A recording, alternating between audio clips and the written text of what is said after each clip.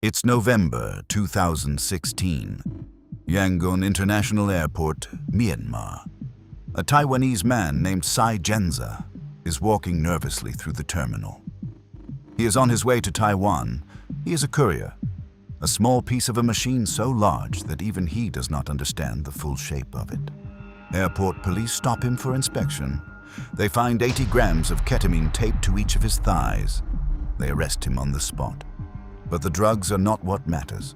What matters are the 2 iPhones in his pocket. When anti-narcotic agents hack into the devices, they find a gold mine.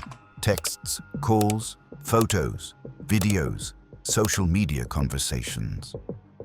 An entire archive of a criminal world that has been operating in plain sight for decades. And among the photos, a face. A man known from drug surveillance operations across multiple countries, but never identified, never named, never caught. His name is Sukritra Lop, and the empire he runs is worth more than Pablo Escobar and El Chapo combined. McDonald's, Starbucks, HP, Kraft Heinz, some of the largest corporations on Earth cannot match what this man generates in annual revenue. Law enforcement agencies from around the world mobilize immediately, sharing intelligence and resources. The hunt for Asia's most wanted criminal has begun. You are born in 1963 in Guangdong Province, China. The Cultural Revolution is tearing the country apart. Mao Zedong's campaign to purge capitalist elements from Chinese society has turned everyday life into a battlefield of ideology and fear. Guangdong, a major port city, feels the chaos acutely. Schools close. People who speak out are persecuted publicly, made into examples. Young people are swept into the Red Guard, a student-led paramilitary movement that enforces the revolution's demands through intimidation and violence. You grow up in an environment where stability is a rumor and survival requires you to be permanently adaptable, permanently resourceful, permanently watching for the next shift in which way the wind is blowing. These are not qualities you choose. They are qualities the world burns into you before you are old enough to resist, and they will define everything that comes next. At 25 years old, you move to Canada. You are not alone in this. Thousands are fleeing in the years before Hong Kong's transfer of sovereignty back to China in 1997, and Canada has become a destination. You bring your fiancé and your parents with you. You settle in Toronto. You have 2 children, a daughter and a son. You work for Fujifilm, then Kodak. Ordinary companies, ordinary hours, an ordinary life that from the outside looks like exactly what it is supposed to look like. From the inside, you are building something else entirely. Toronto in the late 1990s is a hot spot for Asian organized crime, and you find your way into the Big Circle Boys, the BCB, a gang that originated in Guangdong in the 1960s and spread globally, with significant operations running through Canada. What makes the BCB different from most criminal organizations is its structure, or more accurately, its lack of one. The gang is notoriously unorganized. Members operate almost independently while still benefiting from the network's connections and resources. For most people, this is a weakness. For you, it is an opportunity. The BCB was built on violent crime in Hong Kong.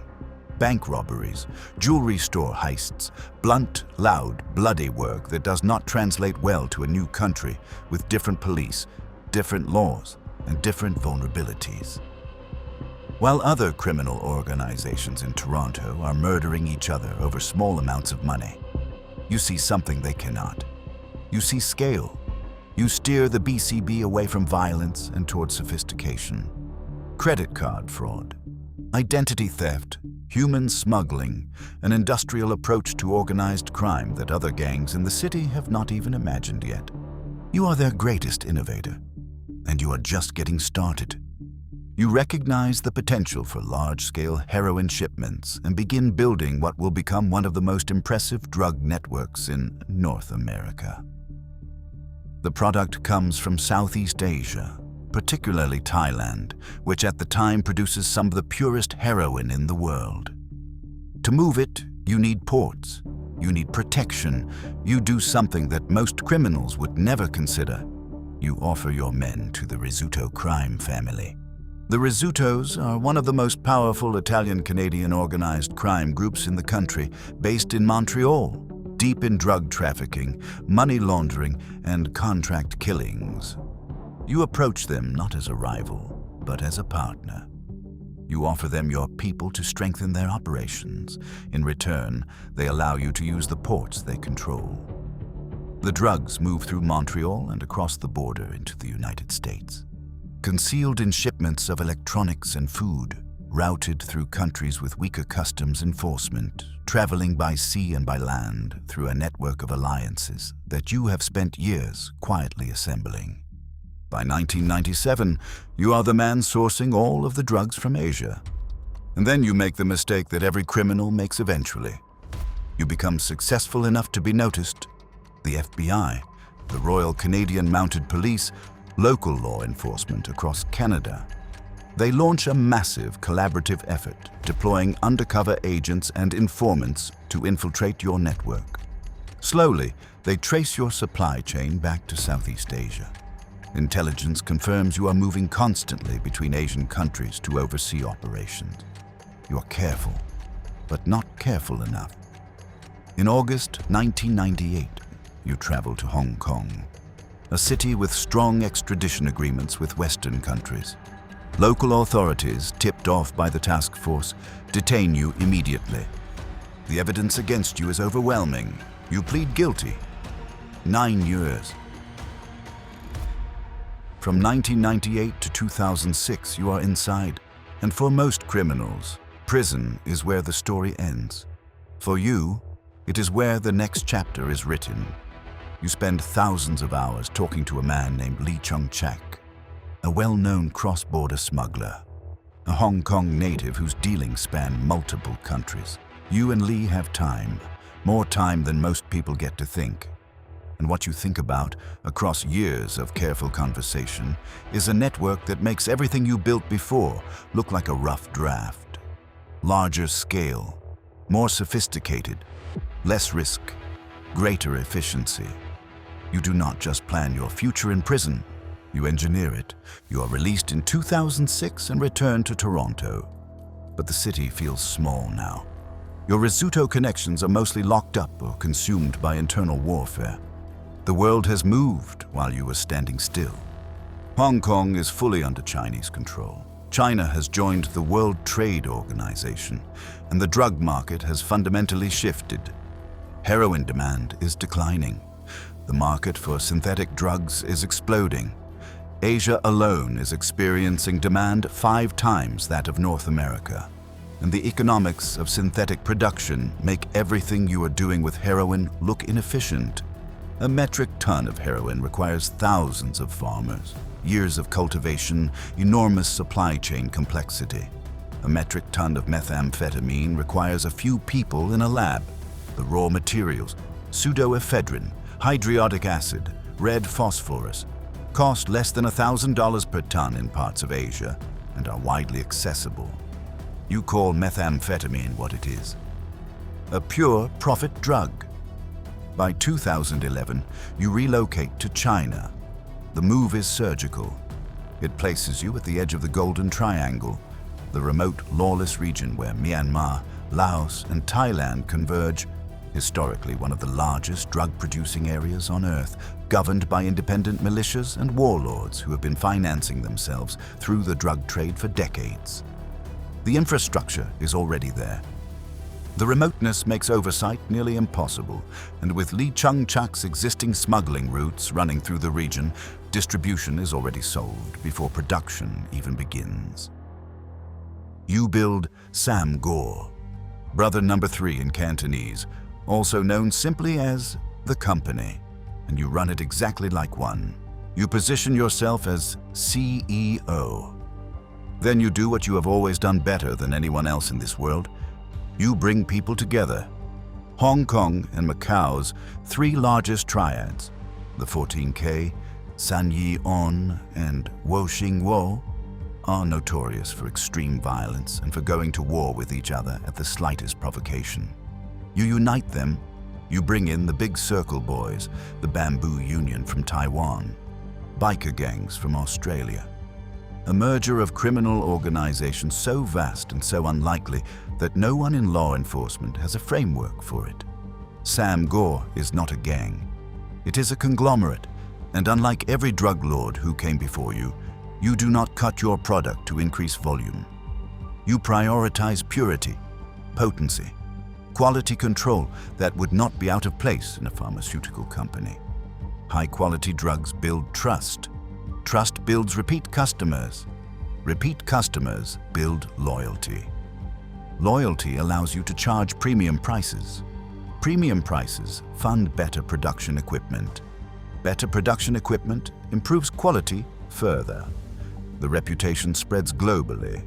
Sam Gore's product is not just sold, it is sought after. The logistics network you build is genuinely unprecedented. Ships, planes, truckloads, a global distribution system that can move product quickly and discreetly to any point on Earth. And then you introduce the concept that transforms the business entirely. Guaranteed delivery.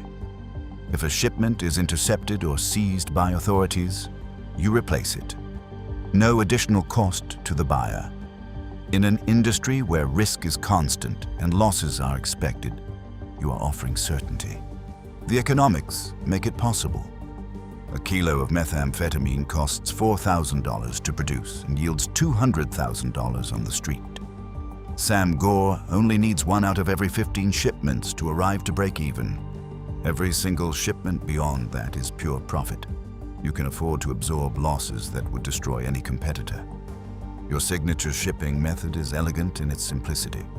Loose-leaf green tea packages, each holding approximately 1 kilo of methamphetamine. Real import and export companies handling legitimate goods provide cover. Methamphetamine dissolved in liquids and extracted at destination. Shipments that look trustworthy because they partly are. Real businesses, real paper trails, real products moving alongside the ones that would end careers and close borders if anyone knew what they were carrying. No one talks about any of it in plain language. Encrypted communications, scrambled messages, calls, emails, readable only with the correct decryption key. Code words layered over code words. GPS and satellite tracking watching every shipment in real time, rerouting instantly if law enforcement gets close.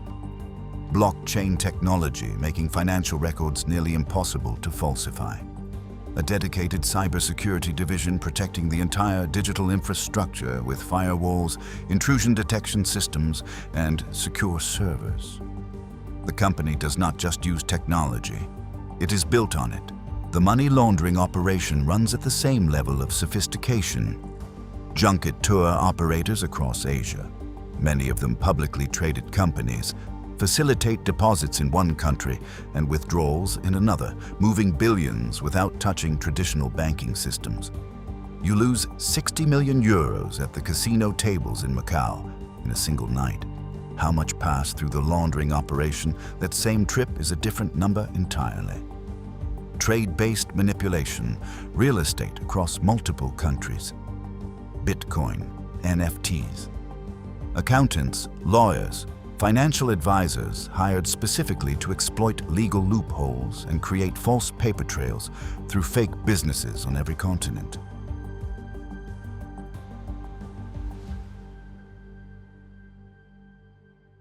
By the late 2010s, Sam Gore controls between 40 and 70% of the $90 billion Asian drug market. More than 20 agencies across the world are working simultaneously to bring you down. And then a nervous Taiwanese courier walks through the wrong airport with 2 iPhones in his pocket. The information extracted from Sai Genza's devices gives authorities the clearest picture they have ever had of who is actually running the company. 2 massive operations launched simultaneously. Operation Kungur, led by the Australian Federal Police alongside the US DEA and Southeast Asian authorities, maps your supply chains through surveillance, wiretaps, and coordinated raids. Project Bria run by the Royal Canadian Mounted Police, targets your business activities in Canada. Lower-level members of Sam Gore are arrested one by one. They talk. In exchange for reduced sentences, they offer information that moves up the chain, connecting names to shipments, shipments to routes, routes back to you. Interpol issues an international warrant. Your network begins to collapse around you as allies and partners quietly disappear. You try to run. Taiwan first. International pressure forces the Taiwanese government to expel you before you can settle. You flee to Canada, hoping to find ground steady enough to stand on. It is not there either. And then on a January morning in 2021 at Amsterdam Schiphol Airport, Dutch authorities arrest you as you attempt to board a flight to Canada. It is over. You are extradited to Australia. The reason is specific and documented. Australia has the highest rate of methamphetamine use in the English-speaking world. 7% of the population. Sam Gore supplied 70% of the country's meth. The health crisis is nationwide, measurable, and has your fingerprints on every number.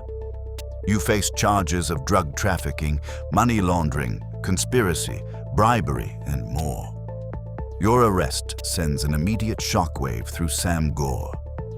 The leadership structure collapses inward. Power struggles erupt. The strategic vision that held the entire operation together disappears with you. Authorities had hoped removing you would destabilize the syndicate. They were right, but the vacuum you left does not stay empty. Other criminal groups move in. Violence surges. The global synthetic drug trade does not stop.